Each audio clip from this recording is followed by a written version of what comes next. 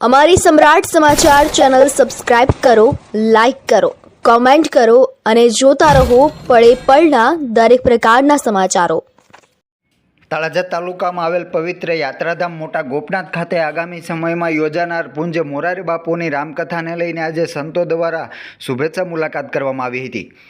ભાવનગર જિલ્લાના તળાજા તાલુકામાં આવેલ પવિત્ર યાત્રાધામ મોટા ગોપનાથ ખાતે આગામી તારીખ 4ના રોજ પૂજ્ય મોરારી બાપુની રામકથા શરૂ થશે, જેને લઈને હાલમાં તડામાર તૈયારીઓ ચાલી રહી છે। ત્યારે આજે મોટા ગોપનાથ બ્રહ્મચારી ટ્રસ્ટના ટ્રસ્ટી જીતેન્દ્રસિંહ વાજા પાસેથી જાણવા મળતી માહિતી મુજબ તલગાજરડા ખાતે પૂજ્ય મોરારી બાપુના દર્શન માટે એક મુલાકાત કરવામાં આવી હતી, જેમાં મોટા ગોપનાથ મહાદેવ મંદિરના બ્રહ્મચારી ટ્રસ્ટના ગાદીપતિ પૂજ્ય સીતારામ બાપુ તથા સેવક સમુદાય પણ ઉપસ્થિત રહ્યા હતા અને શ્રીફળ આપી અને પૂજ્ય મોરારી બાપુએ પણ સીતારામ બાપુને સાદર ઓઢાડી અને સ્વાગત કર્યું હતું।